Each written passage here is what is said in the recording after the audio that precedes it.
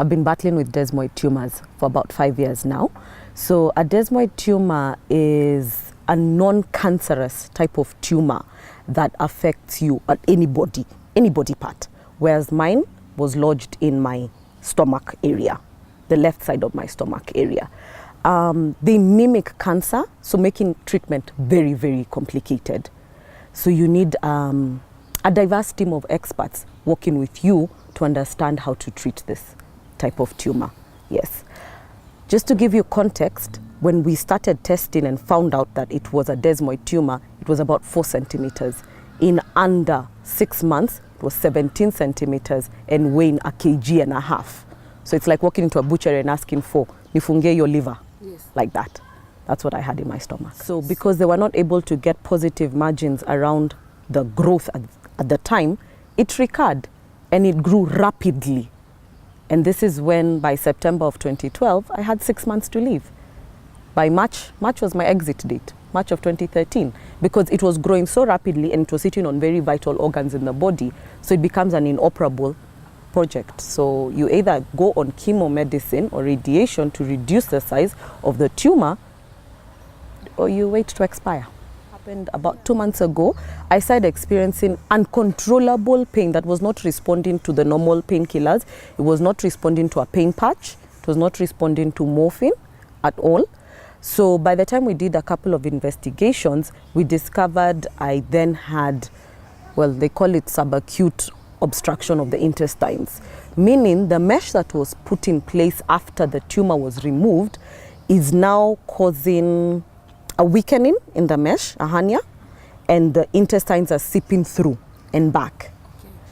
So that's causing, worst case scenario is gangrene of the intestines. Working from happily ever after coming this way is strangulation of the intestines. So, but God in his wisdom has given us 6 inches extra of intestine, so we have something to work with.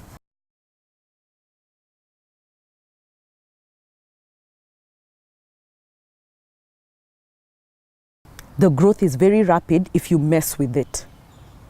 If you mess with it, it grows very rapidly, and then it sits on vital body organs, then becoming fatal.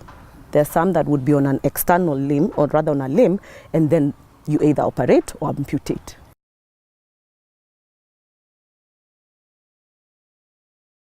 Okay, I need to seek treatment because currently we don't have the facility to do a PET MRI scan in this country. Yes, we do have very advanced scanning systems in this country, I must say, but we are not yet at that level.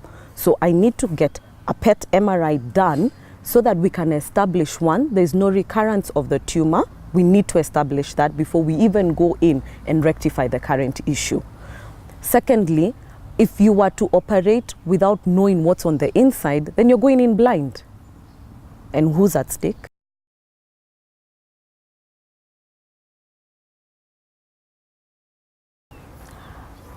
It's extremely frustrating, especially when you know the level of education we have here.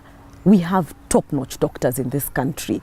But if their hands are tied in terms of technology or in terms of facilities, then what happens?